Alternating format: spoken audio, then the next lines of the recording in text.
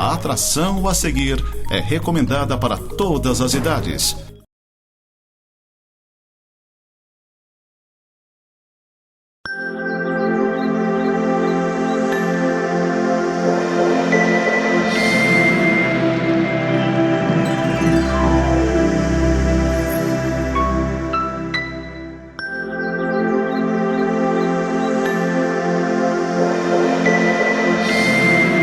Graça e paz, queridos irmãos e irmãs, sejam bem-vindos a mais um programa Semeando para a Vida Eterna, um programa da Igreja Presbiteriana de Lages. A nossa igreja fica ali no centro de Lages, na rua Coronel Fausto de Souza, 353, e a nossa programação aos domingos, às 9h30 da manhã, temos a nossa devocional, às 10 horas da manhã temos o nosso estudo bíblico na Escola Bíblica Dominical, e depois à noite, às 19 horas, temos o nosso culto público. Você é o nosso convidado, lembrando ainda que estamos tomando todos os cuidados sanitários, uso de máscara obrigatório, e na entrada ali tem álcool gel para você higienizar as mãos, tá?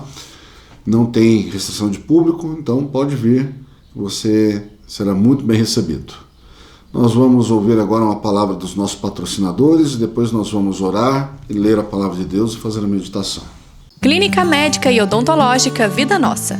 Situada no centro de Lages, conta com a especialista em ultrassonografia, doutora Vanessa Gerber, nos atendimentos de ultrassom geral, músculo-esquelético, obstétrico e Doppler.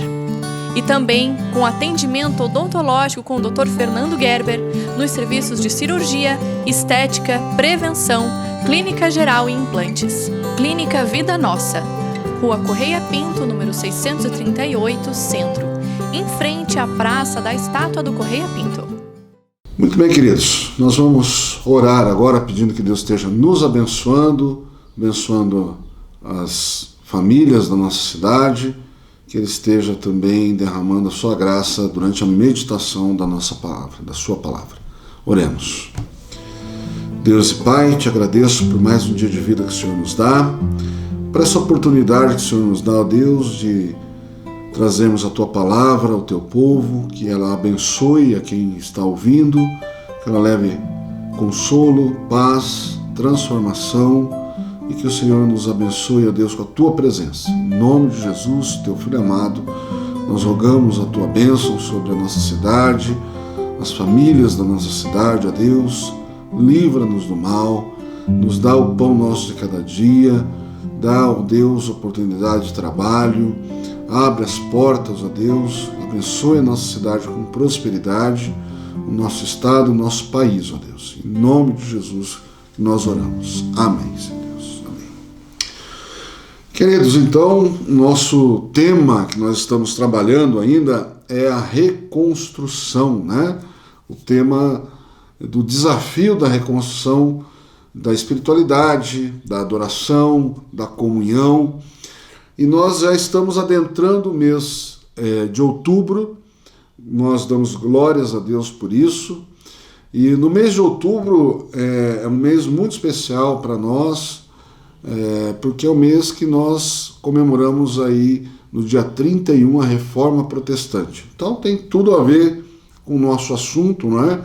De reconstrução, de reforma, de retomada, de saneamento, né? Das coisas que estão erradas, ruins, que prejudicam a nossa vida espiritual, nossa vida de comunhão. Então nós trazemos aqui hoje mais um capítulo do livro de Neemias, que nós estamos lendo e fazendo meditações sobre o desafio que Neemias encontrou ali, 400 anos antes de Cristo, mais ou menos, para reconstruir Jerusalém, que estava arrasada, Jerusalém que estava destruída, os muros destruídos, as casas destruídas, o templo destruído. Mas é o tempo de reconstrução, é o tempo de retorno do povo de Israel, do exílio da Babilônia, e Deus usa este homem, Neemias, usa Esdras também, o sacerdote, para esta reconstrução, e eles enfrentaram vários desafios. E hoje a gente vai ler no capítulo 8, Um capítulo muito especial para mim, quando na leitura a gente chega a se emocionar, porque Neemias conseguiu cumprir um desafio muito grande de mobilizar todo aquele povo que estava desmoralizado, estava em miséria, e esse povo ganha ânimo, reconstrói os muros de Jerusalém em 52 dias. E o povo está com a autoestima bem trabalhada, estão motivados, apesar dos contratempos, apesar dos inimigos. Eles trabalham, eles vigiam, eles se incentivam um ao outro. Então, chegam ao fim desse trabalho, em 52 dias, a reconstrução dos muros. E essa façanha abala os inimigos, né? Os inimigos ficam desmoralizados diante de tamanha mobilização do povo de Jerusalém, do povo de Israel. Mas há uma curiosidade no capítulo 8. No capítulo 8, o povo, além de reconstruir os muros, além de reanimar a vida, de se ajudarem uns aos outros, agora eles buscam a palavra de Deus. Eles pedem ao sacerdote Esdras que traga os livros da lei de Moisés, que Deus deu ao povo de Israel, como diz o texto, e leia para o povo. Então é uma busca da palavra de Deus, também é uma afirmação da identidade deles, é um povo teocêntrico, e essa leitura da palavra mobiliza todo o povo que entende a palavra, desde o mais da mais tenridade, né? Da menor criança, mas que porém já entende o que está sendo lido, até os homens e as mulheres, os mais idosos, eles prestam atenção na leitura, se emocionam, choram, mas é um dia de festa. Então nós vamos ler esse texto muito especial, Neemias, no Antigo Testamento, livro de Neemias, um livro histórico, narra a história, capítulo 8, né? Então fala sobre o sacerdote Esdras lendo a lei diante do povo. E diz assim, então, nós vamos ler dos versículos 1 ao 12 somente, metade do texto. Diz assim: em chegando o 7º mês, e estando os filhos de Israel nas suas cidades, todo o povo se ajuntou como um só homem na praça, diante da porta das águas, e disseram a Esdras, o escriba, que trouxesse o livro da lei de Moisés, que o Senhor tinha prescrito a Israel. Esdras, o sacerdote, trouxe a lei perante a congregação, tanto de homens como de mulheres, e de todos os que eram capazes de entender o que ouviam. Era o 1º dia do 7º mês. E leu no livro diante da praça, que está na fronteira à porta das águas, desde a alva até ao meio-dia, perante homens e mulheres e os que podiam entender. E todo o povo tinha os ouvidos atentos ao livro da lei. Esdras, o escriba, estava num púlpito de madeira que fizeram para aquele fim. Estavam em pé junto a ele, à sua direita, Matitias, Sema, Anaías, Urias, Ilquias e Maacéias, e à sua esquerda Pedaías, Misael, Malquias, Razum, Rasbadana, Zacarias e Mesulão. Esdras abriu o livro à vista de todo o povo, porque estava acima dele. Abrindo-o ele, todo o povo se pôs em pé. Esdras bendisse ao Senhor, o grande Deus, e todo o povo respondeu: Amém, Amém. E levantando as mãos, inclinaram-se e adoraram o Senhor com o rosto em terra.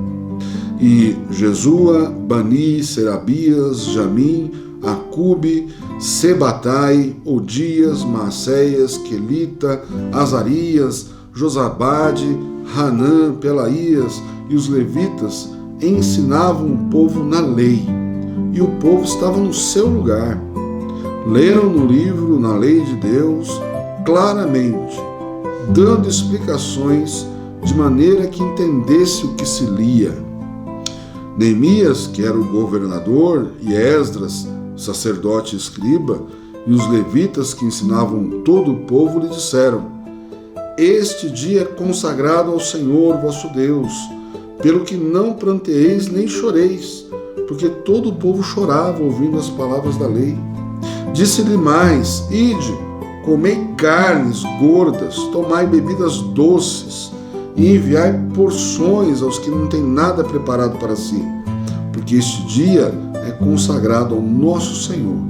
Portanto, não vos entristeçais, porque a alegria do Senhor é a vossa força.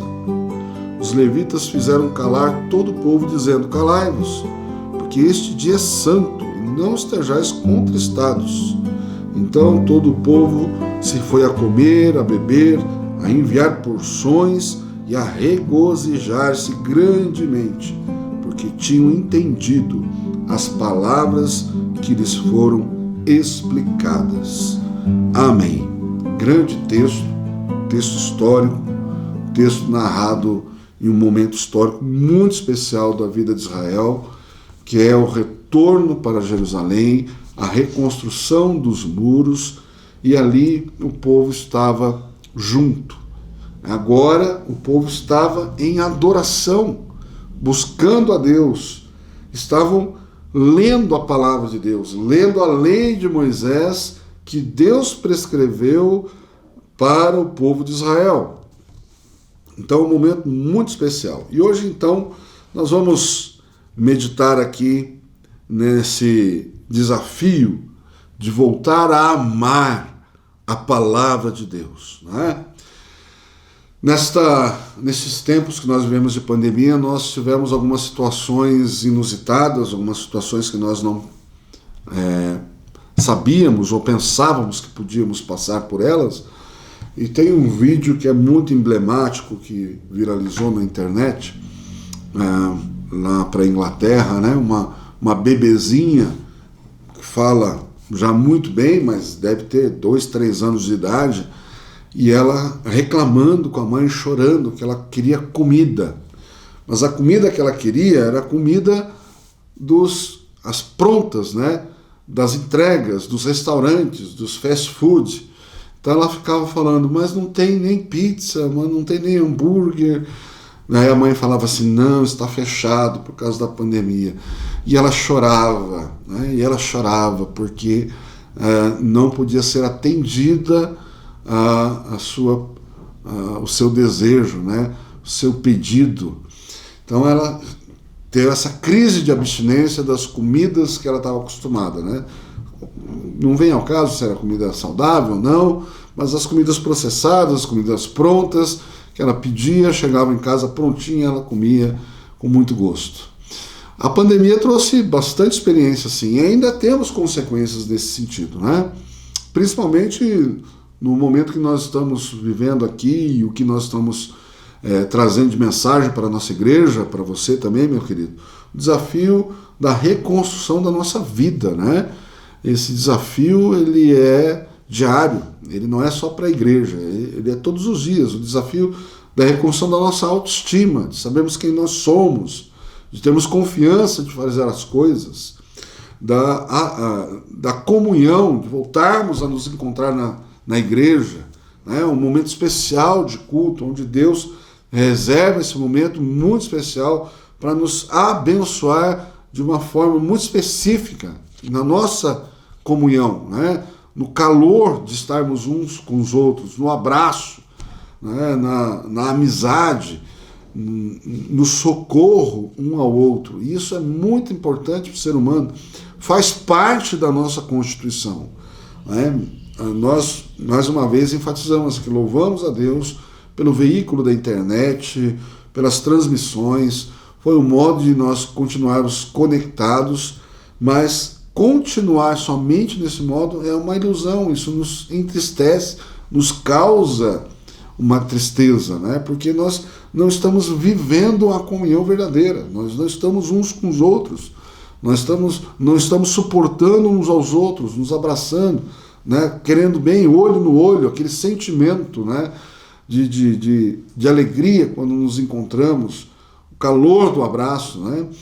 Então, esse momento da pandemia trouxe algumas experiências muito ruins, né? Experiências que ainda se prolongam, não só da perda de entes queridos, né? Mas também da distância das pessoas que amamos, né? Então, um primeiro ponto que eu quero trazer aqui para o desafio de voltar a amar a palavra de Deus está no versículo 1, devemos querer a palavra de Deus. Aqui o texto ele traz algo que para mim é muito especial. Diz que o povo se ajuntou como um só homem na praça diante da porta das águas e disseram, o povo disse ao sacerdote que trouxesse o livro da lei de Moisés. Não é? O povo estava querendo ouvir. Nós precisamos voltar a esse amor de ouvir a palavra de Deus. Isso é muito importante para a nossa vida espiritual. Ouvir a palavra de Deus, querer ouvir a palavra de Deus, querer ler a palavra de Deus. Nós ainda desfrutamos de uma liberdade que podemos ter a Bíblia, a palavra de Deus, nas nossas mãos, na nossa casa. Nós temos o privilégio também de termos igrejas abertas, igrejas que estão recebendo. Temos o privilégio de termos pastores que estudaram, se formaram e têm a informação, têm a capacidade de fazer como foi falado aqui, citado vários nomes, de ler e explicar a palavra de Deus, não é? Assim que Lutero também, estamos falando da Reforma Protestante, defendia que fosse lida a palavra de Deus, não é? Que todo o povo tivesse acesso à palavra de Deus e tivesse as pessoas que explicassem a palavra de Deus, não é? Às vezes nós escutamos que Lutero só defendia que a palavra de Deus estivesse nas mãos do povo.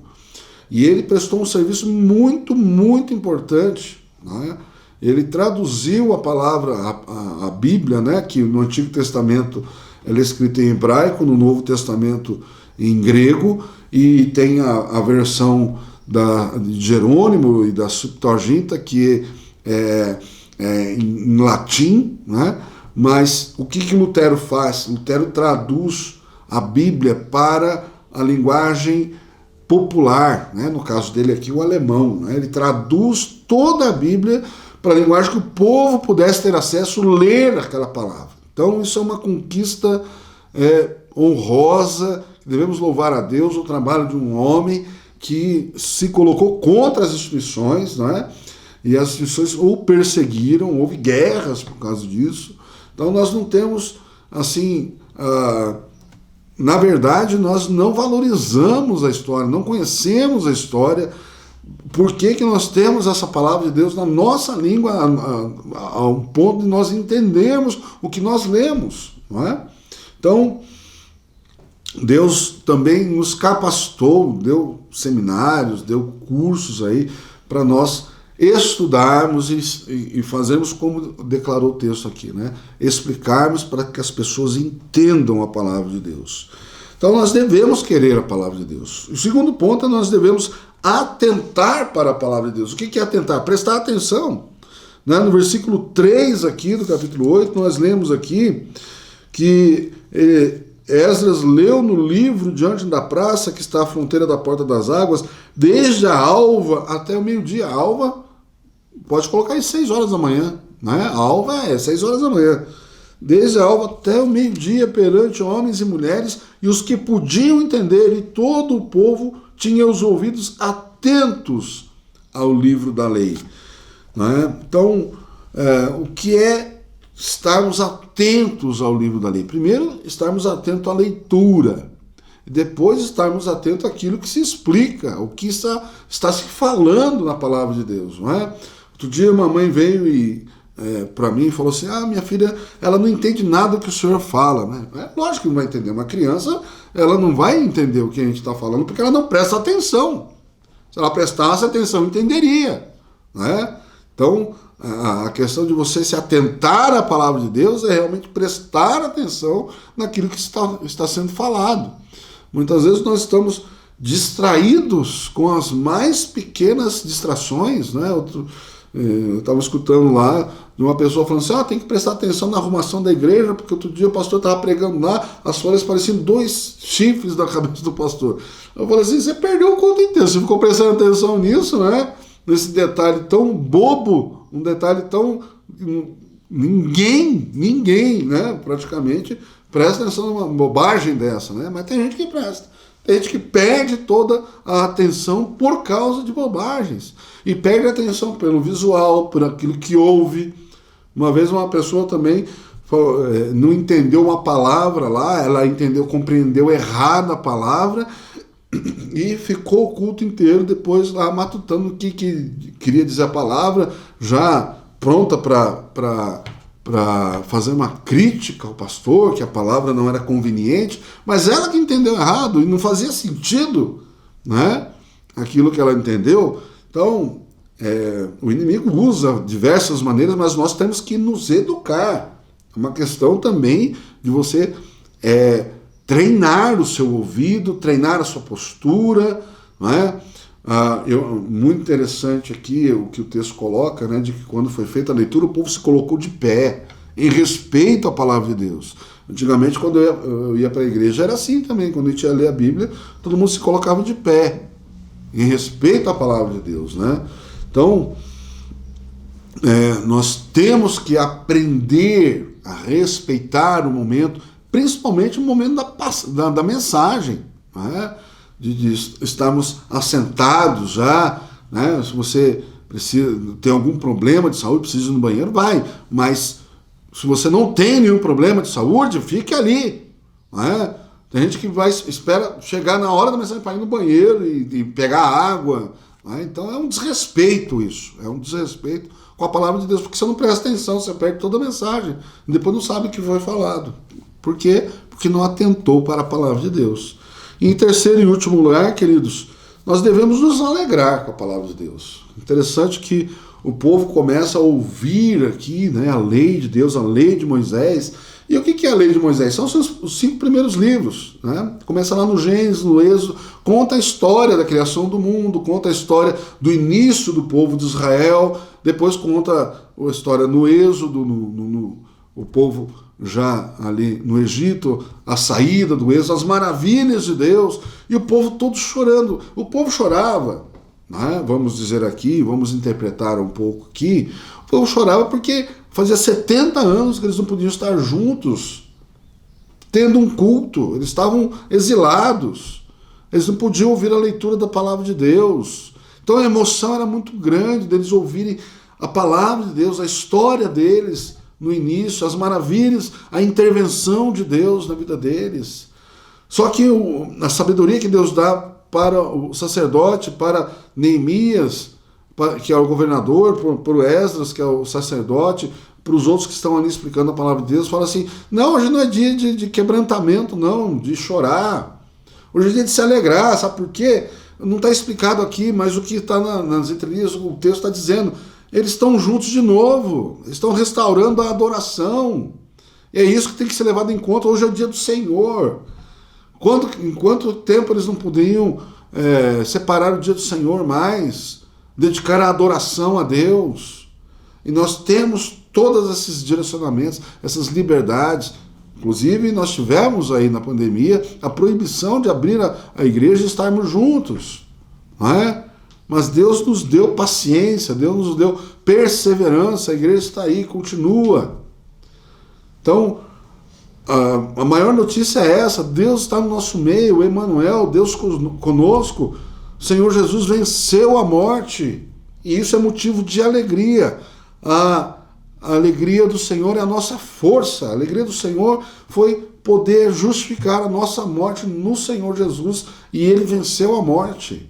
E é isso que nós devemos nos alegrar. E é isso que a palavra de Deus nos traz. Tome cuidado com as pessoas que pegam a palavra de Deus e começam a te apavorar com a palavra de Deus. Colocar medo. Ler o Apocalipse. Nossa, o Apocalipse. A besta, o chip. O Apocalipse está dizendo da nossa vitória. Você não sabe ler. O Apocalipse está dizendo do Deus que está reinando, soberano, vencedor. Do povo de Deus que venceu, o Cordeiro de Deus que venceu. E é isso, muitas vezes você não presta atenção na leitura e pega gente que distorce a palavra de Deus para te apavorar, para te dominar, pelo medo, pela ignorância, pela dor. A palavra de Deus é liberdade. A palavra de Deus é salvação. Isso é alegria, não é choro. O choro pelo pecado, ele é, sim, inicial, mas depois a alegria da salvação, ela toma conta da nossa vida. Deus abençoe a sua vida, meus queridos irmãos e irmãs, e espero que vocês sejam abençoados por essa palavra, e se possível, nos visite, esteja junto conosco. Deus abençoe em nome de Jesus. Eis-me aqui, esperando encontrar tal perdão, só a graça nos dá. Este é o lugar onde a misericórdia está.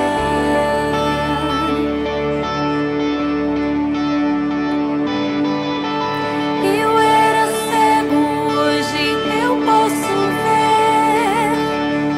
Eu posso ouvi-lo convidando-me a crer.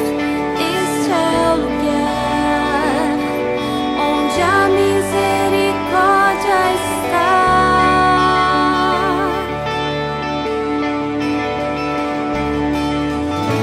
Fortaleçam as mãos e o coração. Diga ao cansado que Ele está vindo e está